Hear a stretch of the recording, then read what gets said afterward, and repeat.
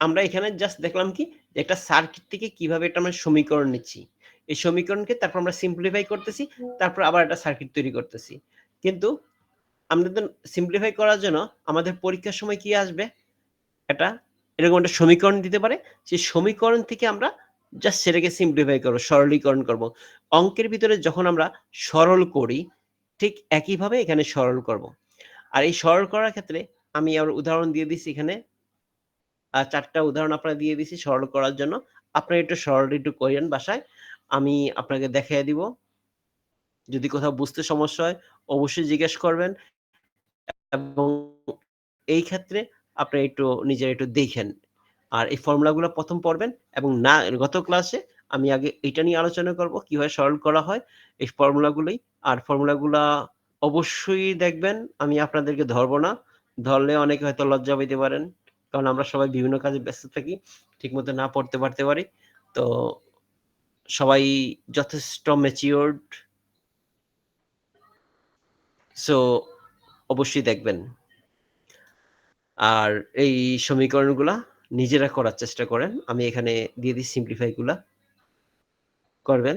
আর যদি কোথাও বুঝতে অসুবিধা হয় তাহলে জিজ্ঞেস করবেন। ফর্মুলাগুলো অবশ্যই পড়বেন।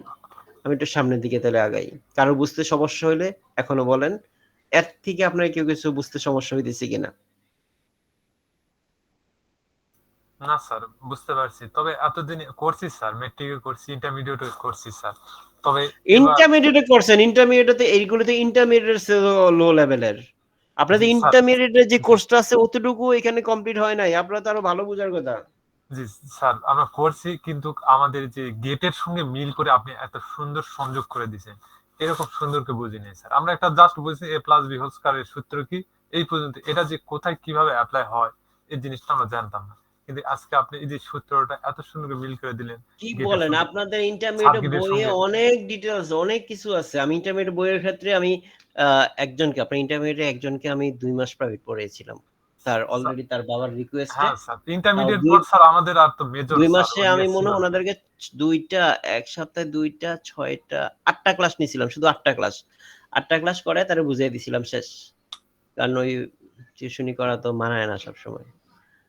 তো অন রিকোয়েস্ট এ করাইছিলাম ওই কমার্স কলেজের, ঢাকা কমার্স কলেজের। তো দেখতেছি যে দেখলাম যে আপনাদের বইটা আমি ওই হিসেবে তখন দেখেছিলাম ইন্টারমিডিয়েটের। তো ইন্টারমিডিয়েটে ভালো অনেক কিছু আছে। জি স্যার। এখন আপনার তো পারার কথা ইন্টারমিডিয়েট সায়েন্স ইয়া স্যার, থাকলে। আপনি ইন্টারমিডিয়েট ছিলেন না স্যার? আমাদের ছিল না। আপনি ডিপ্লোমা ছিলেন না নাকি স্যার? হ্যাঁ। না আমি ইন্টারমিডিয়েট পড়েছি। ও, আমি আপনাদের সময় ছিল আমি না। ইন্টারমিডিয়েট পড়েছি, বিএসসি করেছি। আমি ইয়া করি নাই। মানে ওই কি কয় ইন্টারমিডিয়েট আমাদের ছিল না। মানে আমি যখন ইন্টারমিডিয়েট করেছি তখন কম্পিউটার সাবজেক্ট ছিল না। আমাদেরও ছিল না স্যার, আমাদের ছিল। আমাদের 12 আমি স্যার 14 সালে পাস করছিলাম স্যার, এইচএসসি। তারপর থেকে আসছিল স্যার এটা সম্ভবত বুঝতে পেরেছি। আইসিটি। আচ্ছা, এবার আমরা সামনের দিকে আসি। এটা হচ্ছে কার্নফ ম্যাপ। তো কার্নফের যে মানচিত্রটা আছে এটাও খুব এটাও কি করে? এটাও সার্কিটকে সিম্পলিফাই করে। এটাও আমাদের যে বড় সার্কিটটাকে ছোট করার জন্য ইউজ করা হয়। কার্নফ ম্যাপ।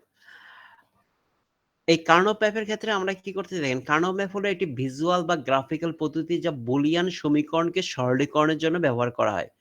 বুলিয়ান যে সমীকরণটা আছে সমীকরণকে সরলীকরণ করার জন্য ব্যবহার হয়। এটি ট্রুথ টেবিল এর তথ্যকে একটি সুনির্দিষ্ট গ্রিডকে সাজিয়ে দেখায় যাতে একই ধরনের টার্মগুলিকে সহজে গ্রুপিং করা যায় এবং সরলীকৃত এসওপি বা পিওএস সমীকরণে পাওয়া যায়। এখন দেখেন ব্যাপারটা কি করতেছে। এখানে এসওপি বা পিওএস এর মাধ্যমে সমীকরণটা করা হয় কিসের থেকে? ট্রুথ টেবিল থেকে। আমরা কি বলছি? এসওপি এবং পিওএস কিসের থেকে? ট্রুথ টেবিল থেকে কাজ করে থাকে। আর সেই ট্রুথ টেবিল থেকে আমরা যে এসওপি পিওএস এর যেকোনো একটা পদ্ধতির মাধ্যমে আমরা বেশি উদাহরণ এক্সাম্পল সবকিছু এসওপির মাধ্যমেই করব। ঠিক আছে? একটু মাথায় রাখেন সবগুলো এসওপির মাধ্যমেই করব। সবসময় আমি উল্লেখ করব না এসওপি না পসের ক্ষেত্রে। তো খেয়াল রাখবেন যে আমরা সবগুলোই এসওপির মাধ্যমেই করব। আ তো এই ট্রুথ টেবিল থেকেই সাধারণত করা হয়ে থাকে। তো এখানে দেখেন যে, এই যে কার্নফের ক্ষেত্রে কি ভিজুয়াল বা গ্রাফিক্যাল পদ্ধতি যা বুলিয়ান সমীকরণকে সরলীকরণ করার জন্য ব্যবহৃত করা হয়ে থাকে।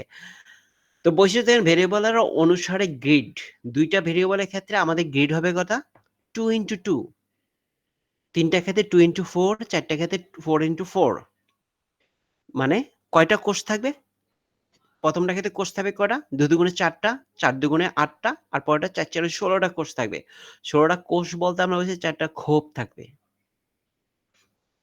তো প্রতিটি কোষের ক্ষেত্রে 0 1 লেখা হয় এবং ট্রুথ টেবিলে আউটপুট নির্দেশ করে থাকে সদৃশ্য গ্রুপিং।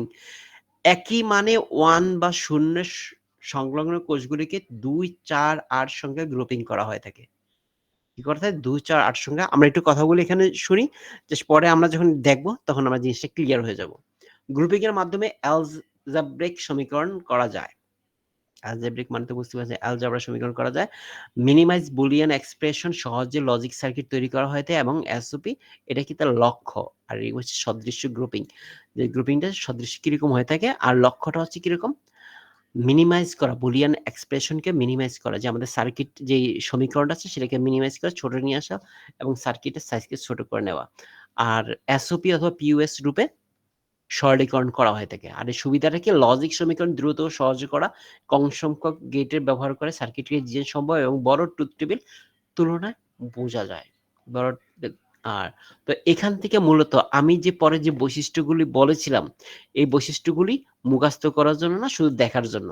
শুধু পড়লে কার্নফ ম্যাপ কি শুধু এতটুকু পড়বেন। কার্নফ ম্যাপ হচ্ছে কি, বা কার্নফ মানচিত্র হলো একটি ভিজুয়াল বা গ্রাফিক্যাল পদ্ধতি যা বুলিয়ান সমীকরণকে সরলীকরণের জন্য ব্যবহৃত করা হয়। এতটুকু পর্যন্ত পড়বেন। কতটুকু? শুধু এতটুকু। এতটুকু মুখস্থ করবেন আর বাকিগুলি পড়বেন। এতটুকু মুখস্থ করবেন। মুখস্থ করবেন কি? কার্নফ ম্যাপ কি? কার্নফ মানচিত্র হলো একটি ভিজুয়াল বা গ্রাফিক্যাল পদ্ধতি যেটা দেখা যায়। ভিজুয়াল বা গ্রাফিক্যাল পদ্ধতি যা বুলিয়ান সমীকরণকে সরলীকরণের জন্য ব্যবহৃত হয়ে থাকে। আর বাকিগুলি পড়বেন বোঝার জন্য। এবার আসেন যে ২ টা ভেরিয়েবল হচ্ছে ৪ টা 2x2 গ্রিডের জন্য, ৩ টা ভেরিয়েবলের জন্য 2x4 হবে, আর ৪ টার জন্য কি বলছিলাম? ৪ ৪ 16, 4x4। এই একই কথা এখানেও লেখা আছে, মানে ২ টার জন্য ৪ টা সেল বা কোষ, যেটাকে আমি বাংলায় কোষ বলেছিলাম। আর ৩ টার জন্য ৮ টা এবং ৪ টার জন্য ১৬ টা, আর ৫ টার জন্য ৩২ টা থাকবে, ৫ টার জন্য। কারণ ৫ ৮ ৩২। সরি, ৫ ৮ ৪০, ৪ ৮ ৩২। তাহলে ৫ টা ভেরিয়েবলের জন্য কত হবে? ৩২ টা হয়ে থাকে। আর ৫ টা দিয়ে সাধারণত আপনাদের পরীক্ষা আসবে না। আপনাদের পরীক্ষায় মেক্সিমাম আসবে ৪ টা দিয়ে। ৪ টার উপরে সাধারণত এক্সামিনেশনে আমি দেখি নাই কারো আসতে। এখন আমরা দেখি সামনে কার্নফ ম্যাপগুলি কিরকম হয়ে থাকে, পার্শ্বিক গ্রুপিং এইসব না পড়লেও চলবে। সামনে আমরা সরাসরি ট্রুথ টেবিলে চলে যাই, সিম্পলিফাই কিভাবে করা যায়। এখানে দেখেন আমাদের সিম্পলিফাই এর ক্ষেত্রে কি হচ্ছে, ভেরিয়েবল স্ট্যান্ডার্ডের ক্ষেত্রে দেখেন আমাদের যে ২ টা ভেরিয়েবলের ক্ষেত্রে কিরকম হয়। আমরা কি বলতেছিলাম? কোষ হয়। যে ২ টা ভেরিয়েবল এখানে কয়টা আছে? ২ টা আছে। এ, বি ২ টা আছে, ২ টার জন্য ৪ টা। ১ টা, ২ টা, ৩ টা, ৪ টা। ১ ২ ৩ ৪, সরি 0 1 2 3। এখানে জাস্ট নাম্বারিং করা হয়েছে। এভাবে দেখেন 0 1 3 2 4, 0 1 2 3 4 5 6 7। একটু উল্টা না? দেখেন প্রত্যেকটা ক্ষেত্রে একটু উল্টা উল্টা আছে। তো এখানে আমরা কি বলছিলাম? ২ টার জন্য ৪ টা, ৩ টার জন্য ৮ টা। এখানে দেখেন ৪ টা, ৩ টার জন্য ১ ২ ৩ ৪ ৫ ৬ ৭ ৮ টা কোষ থাকতেছে বা সেল থাকতেছে। আর ৪ টার জন্য কয়টা? ১৬ টা সেল থাকতেছে। ১ ২ ৩ ৪ ৫ ৬ ৭ ৮ ৯ ১০ ১১ ১২ ১৩ ১৪ ১৫ ১৬ টা। ১৬ টা সেল থাকতেছে। এই হইছে আমাদের কাঠামো। কিভাবে লেখা হয় দেখেন, তৈরি করা হয়। ২ টার ক্ষেত্রে আমাদের এ, বি দেখেন, এই পাশে এ, এক পাশে এ, এক পাশে বি দিয়ে আমাদের একটা দাগ দিয়ে দিছি এভাবে। বোঝানোর জন্য যে এই পাশে যে 0 আর 1 মানটা হইছে বি এর জন্য। আর এই পাশে 0 আর 1 মানটা হচ্ছে এ এর জন্য। আমরা আবার বলি যে এখানে যত ধরনের কাজ করব, যত ধরনের লজিক সার্কিট যা কিছু করব সবাই SOP, some of products, SOP, এটা নিয়ে আমরা শুধু এই সিস্টেমে আমরা সব কাজ করব। পিওএস নিয়ে করব না। তো এবি দিয়েছিলাম। বি এর ক্ষেত্রে, এ এর ক্ষেত্রে কি 0 এবং 1, বি এর ক্ষেত্রে 0 এবং 1 এভাবে সাজিয়ে দিলাম। তো আমাদের ১ নাম্বার সেল কোনটা? এই যে ০ নাম্বার সেল, ১ নাম্বার সেল, তারপর ২ নাম্বার, তারপর ৩ নাম্বার। তাইলে বাইনারি ক্ষেত্রে আমাদের এখানে কি হইতো? এখানে হইতো 0 0, কারণ এ এর মানও 0, বি এর মান 0, আর এটা হইতো 0 এবং 1। এটার ক্ষেত্রে হইতো কি 1 0, এটার আমার ক্ষেত্রে কি হইতো 1 1। 2 to the power 2 equal to 4। এবার আসি এটার ক্ষেত্রে দেখেন। উপরে দিলাম আমরা বিসি, আমরা এটা যদি লম্বালম্বি করতাম ওইটা হইতো, কিন্তু এই পাশে যেহেতু ২ টা সংখ্যা এই কারণে ২ টা দিছি। এই পাশে এক পাশে A দিলাম, আরেক পাশে BC দিয়েছি। তো ১ম টার ক্ষেত্রে আমাদের কি 0, 0 এখানে দিয়েছিলাম 0, 1 কেন কি? কারণ একটা ভেরিয়েবল, এখানে ২ টা ভেরিয়েবল আছে। ১ম টা হচ্ছে 0, 0 তারপর হচ্ছে 0, 1 ১ম টা 0, 0 তারপরে 0, 1 তারপরে 1, 1 তারপরে 1, 0 ১ম হইতেছে কত? 0 তারপরে ১ তারপরে ৩ তারপরে ২। তো এইখানে দেখেন একটু পার্থক্য আছে এই জায়গাটা। এই জায়গাটা একটু উল্টাভাবে এখানে করা হইছে। ০, ০, ০, ১, ১, ১, ১, ০ আর এটার ক্ষেত্রে ০, ১। এখন দেখেন এটা এই কোয়েশনটার মান কত? এখানে কি হইতো? ০, ০, ০ যেহেতু ৩ টার জন্য ০, ০, ০ এটার ক্ষেত্রে হইতো ০, ০, ১ এটার ক্ষেত্রে হইতো কি ০, ১, ১ এটার ক্ষেত্রে হইতো ০, ১, ০ এটার ক্ষেত্রে কি হবে? তাহলে ১, ০, ০ এটার মান হবে ১, ১, ০, ১ এটার মান হবে ১, ১, ১ এটার মান হবে ১, ১, ০ A, B, C এভাবে। এইবার দেখেন যদি আমার এখানে এক পাশে AB হইলো, অন্য পাশে CD হইলো। তাহলে AB র ক্ষেত্রে দেখেন এই পাশে একইভাবে আমাদের এখানে কয়টা সেল প্রয়োজন? ১৬ টা সেল। ১৬ টা সেলের ক্ষেত্রে ০, ০, ০, ১ এখানে হচ্ছে ১, ১ তারপর হচ্ছে ১, ০ একইভাবে এখানে ০, ০, ০, ১, ১, ১ এবং ১, ০ এখানে দেখেন আমার যে ০ গুলি থাকতেছে এই ০, ০, ০, ১, ১ এটা জাস্ট এটার মতোই এটা আমরা এখানে ইউজ করেছি এবং এখানে একই রকম। জাস্ট নরমালি সবসময় দেখেছিলাম ০, ০, ০, ১, ১, ০, ১, ১ এখানে জাস্ট একটু ডিফারেন্স, যেটা একটু ডিফারেন্স এটা আমি বারবার বলতেছি কারণ যাতে আপনার মাথার ভিতরে ঢুকে যায়। বারবার একই কথা বলে ওইটাকে মাথার ভিতরে যে রিমাইন্ডার এর মাধ্যমে এটাকে মনে রাখানোর চেষ্টা করতেছি। এই ১-১ এর ক্ষেত্রে এখানে ১ম ০-০ যেগুলো আছে ০ বসে আছে। ৪ টা ০ হইতো এখানে হচ্ছে আ এই ২ টা ০ যেহেতু AB আগে ২ টা ০ তারপরে ০-১ হইতো। এখানে হইতো কি ২ টা ০ ২ টা ১ এটা যে ডাবল ০-১-০ হইতো। এখানে হইতো কি ০-১-০-০ হইতো এখানে ০-১-০-১ হইতো এখানে ০-১-১-১ এখানে ০-১-১-০ এখানে হইতো ১-১-০-০ ১-১-০-১ এটা হচ্ছে ৪ টা ১ এটা হচ্ছে সবচেয়ে বড় সেল হইতো এটা মান ভ্যালু। তারপর এটা হতো ১-১-১-০ এখানে হতো ১-০-০-০ ১-০-০-১ ১-০-১-১ এটা হইতো ১-০-১-০ তাহলে এই হইছে টোটাল আমার এই হইছে মানগুলি এভাবে জাস্ট ইনিশিয়ালি আমরা তৈরি করব। এখন আমরা আসি একটা সার্কিটের ক্ষেত্রে কিরকম হয় যে আমরা একটা কার্নফ ম্যাপ আছে, ম্যাপের ভিতরে একটা মান আছে, সেই ভ্যালুটা থেকে আমরা কিভাবে এই সার্কিটটা তৈরি করব। এই সার্কিটটা তৈরি করার জন্য ১ম এ আমাদের কি করতে হবে? এই যে কার্নফ ম্যাপের ভিতরে আমি একটা ভ্যালু ধরে নিলাম আগে। তারপর আমরা সামনের দিকে আরো দেখব, তারপর আরো দেখব। আর এই কার্নফ ম্যাপ একইভাবে সিম্পলি ওয়ে এর প্রত্যেকটা পার্টকে আমাকে সেকেন্ড টাইম আপনাদেরকে বলতে হবে। না বললে অ্যাকচুয়ালি বিষয়গুলা মনে থাকার মতো না। এগুলি বারবার প্র্যাকটিসের বিষয়। বারবার প্র্যাকটিস করেও মানুষ ভুল করে ফেলে। সো এক ক্লাসে আপনার সেই সার্কিটে থেকে এসওপি, পিওএস এবং কার্নফ ম্যাপ দেখা, ধরে নেওয়াটা অনেক কষ্টকর। কি হলো? কেউ নক করলো নাকি? হ্যাঁ, অনেক কষ্টকর। আমিও বুঝি। জি স্যার, প্রায় ১.৫ ঘন্টা ক্লাস হয়ে গেছে স্যার। আবার যদি আবার নতুন একটা জাস্ট আমি একটু এটা দেখে নিচ্ছি। একটু বলে দিই, আমরা চলে আমি আজকে ক্লাস শেষ করে দিব।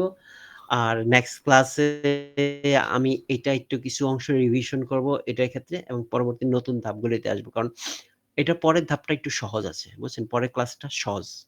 এইটা একটু কমপ্লেক্স আছে। তো পরের ক্লাসটা যেহেতু সহজ আছে, এটা যেহেতু আপনার ইকুয়েশন হিসাব-নিকাশের ক্ষেত্রে একটু বেশি আছে। আর এটা কি একটু পইড়া নিই সাবজেক্টটার যে সূত্রগুলা আরেকটু প্র্যাকটিস করেন। এখানে দেখেন যে মানগুলি দেওয়া আছে। আমরা কি করি? মানগুলি না, মানগুলির সাথে এরকম ব্লক করে। যেমন ২ টা ১ পাশাপাশি আছে, ২ টা ১ কে আমরা নিয়ে নিলাম। এখানে ২ টা ১ একসাথে আছে, ২ টা ১ কে একসাথে রিং করায় দেওয়া হয়। রিং করে দেওয়া হলো। এখানে ২ টা ১ কে একসাথে রিং করে দেওয়া হলো। তো প্রতিটা রিংকে আবার ধরা হয়। যেমন এই রিং করা হইছে। এখানে কি আছে? এই A এর মান ০, ০ মানে কি? A এর মান বার হবে। এখানে কি আছে? এখানে মানটা কি? A, A bar, B bar, C বার। যেহেতু 0 এই ২ টা 0 আছে। 0 মানে বার SOP র ক্ষেত্রে। তাহলে এখানে হচ্ছে A bar, B bar, C বার। তাহলে এক্ষেত্রে ২ টা আছে। তো এটাও ০, এইটাও ০। এখানে কমন কোনটা আছে? কমন আছে দেখেন এ, আর এই ২ টার ক্ষেত্রে কমন আছে কি? বি। তাহলে এটা কি হবে? এ বার, বি বার প্লাস এইটার ক্ষেত্রে কমন কি? এটার ক্ষেত্রে আবার ধরি এই জায়গাটার ক্ষেত্রে কমন কি আছে? এই যে 1, 1 কার 1 আছে? বি এর 1 আছে। তাহলে শুধু বি। আর এই জায়গায় কমন আছে কার? এ এর। এ কমন আছে। এ তাহলে এ বি। এই যে এ বি বসিয়ে দিলাম। তারপর আছে এই জায়গাটা ধরি। এই জায়গার ক্ষেত্রে কমন কে? এখানে আছে এ বার এ। এ বার এ এটা বাদ যাবে। এটা তো কমন হইল না। এখানে কমন হয়েছে শুধু বি বার সি বার। এই যে বি বার সি বার। আমি আর বেশি কিছু বুঝাবো না। এখন বুঝালে আপনারা কিছুই বুঝবেন না। যারা সায়েন্সের বা এই সাবজেক্টে পড়ছেন তারা হয়তো কিছু বুঝবেন, মেক্সিমাম বুঝতে পারবেন না। আর এখানে একটা জিনিস দেখিয়ে দেই। আমাদের এখানে ব্লকটা কি হইতো? দেখেন এখানে বড় একটা সার্কেল হইতো, তাই না? এতটুকু নিয়ে একটা আমাদের রিং হইতো। আর এই পাশে এরকম একটা রিং হইতো ৪ টা সংখ্যা নিয়ে। আর এই পাশে একটা রিং পেতাম আমরা। এই যে টোটাল এতটুকুনের রিং পেতাম, সরি এই টোটালটা নিয়ে ১ টা ২ টা ৩ টা ৪ টা ৫ টা ৬ টা ৭ টা ৮ টা। এই ৮ টা নিয়ে একটা কমন পেতাম। আবার এদিকে আবার এখানে ১ ২ ৩ ৪ ৪ দুগুণ ৮ টা নিয়ে আরেকটা রিং পেতাম। এটা মান কি হইতো? এটা আমি এখানে লিখে নাই। আর একটা জিনিস হচ্ছে কি যেটা দেখাবো পরবর্তী ক্লাসে, এটা আমি আজকে সামনের দিকে আসবো না। এটা সম্পূর্ণ একটু আলাদা টপিকসে চলে আসছে সার্কিটের ক্ষেত্রে। তো দেখা হবে ইনশাআল্লাহ নেক্সট ক্লাসে। আজকে আর বাড়াচ্ছি না আপনাদেরকে। তা আপনারা ভালো থাকবেন। আমার জন্য দোয়া করবেন। আল্লাহ হাফেজ। আসসালামু আলাইকুম স্যার। ওয়ালাইকুম আসসালাম।